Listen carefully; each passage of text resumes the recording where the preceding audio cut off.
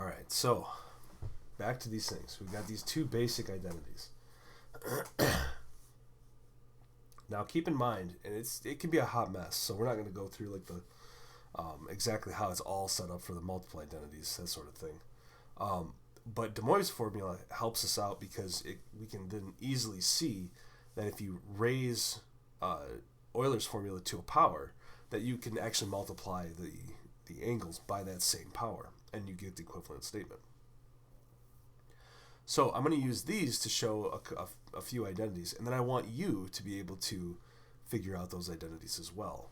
So we have to take a little bit of time to go back, and one of these is complex equality.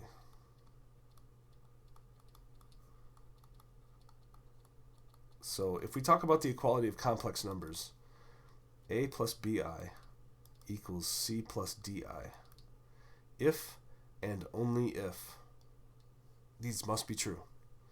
The reals equal the reals, so a and c are themselves equal, and the imaginaries equal the imaginaries. Now, I is always equal to itself by the reflexive property. So we're talking, when we say the imaginaries, we're talking really about the real coefficient to the imaginary number. So this is the important piece that sets all of this up. So let me show you how you can use Euler's formula then to get a double angle formula. And you kind of generate them all at once, strangely enough. All right, so now let's say we have e to the I. Now, instead of this, we're going to say e to the I theta. I notice when I square this that I get e to the I 2 theta. Okay, so now we're going to use De Moivre's. So I squared both sides. That doubled the angle. In that case, then, I can say that, oh, well, that's just cosine of theta plus I sine theta. That stuff squared is equal to cosine 2 theta plus I sine 2 theta. Now, I think the way that this worked is that De Moivre actually came up with his before Euler. So it sort of led to that. Okay, so now what I can do is I can expand out this left-hand side. If I square the stuff on the inside, so I get cosine squared theta. I squared is -1, so it's minus sine squared theta. Now, keep in mind, you don't just square the front and square the back. It's you square the front, square the back, multiply the two, and double it. So this is going to be plus 2I sine theta cosine theta. So I multiply the sine theta, the I sine theta and cosine, and I then multiply that by 2. This is your dirty Euler F word in action. And that gives you cosine of 2 theta plus I sine of 2 theta. From here, we can go ahead and equate, again, our reals equated to our reals, our imaginaries equated to our imaginaries. Our reals equated to our reals, so cosine of 2 theta is equal to cosine squared theta minus sine squared theta. Looks very similar to the Pythagorean identity, doesn't it? And then on the back end, we take our imaginaries and we set those equal. Now the i's don't come along for the ride, but you get the idea. So that means that that sine of 2 theta is equal to 2 sine theta cosine theta. And now you have a couple of double angle identities.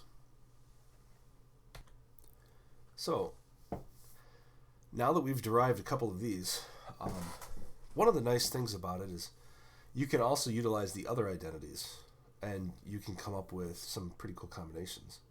So if I just kind of block this off here, we're going to take cosine 2 theta because it has a couple of nice little identities here.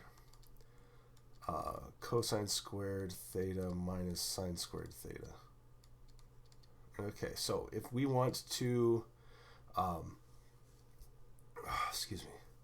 if we wanted to activate the Pythagorean identity, we know that cosine squared theta plus sine squared theta is equal to 1. But we also can solve that for sine squared or either or, sine squared or cosine squared. So we've got cosine squared theta is equal to 1 minus sine squared. And then we can substitute that value in for the cosine squared. So then we can get cosine of 2 theta is equal to 1 minus sine squared theta minus sine squared theta. And then that finally comes down to 1 minus 2 sine squared theta. That being said, you pop out of this, and you're like, oh, well, what if I were to do, what if I were to solve for sine?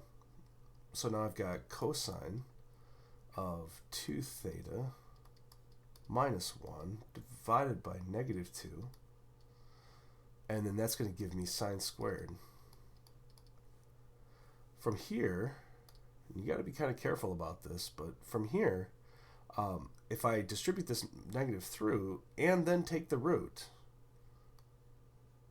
so this becomes cosine, whoop,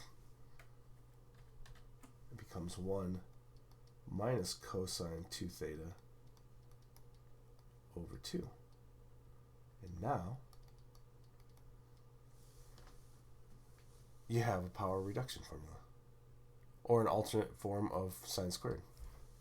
I'm sorry, not sine squared, sine.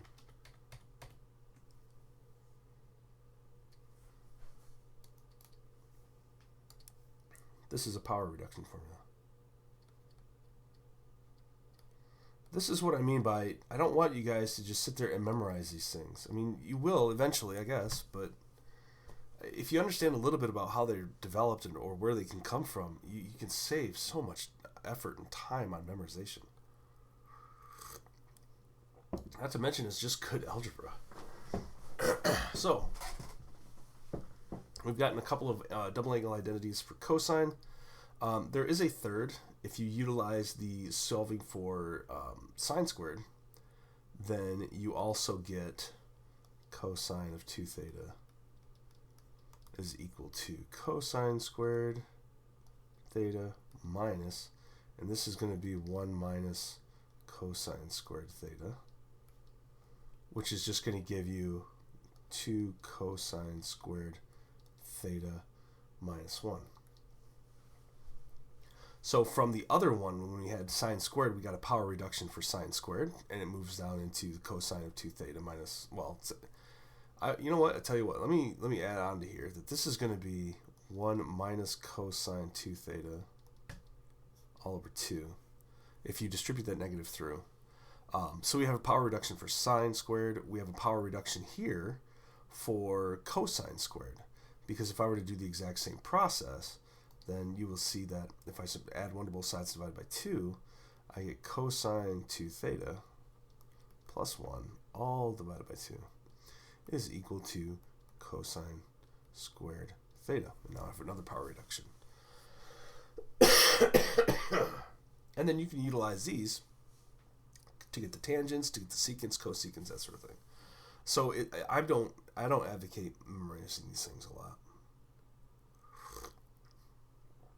It's more about going through it, and I know you guys have gotten beat to hell out of this by Shepke, but it's more about and he and I totally agree on this.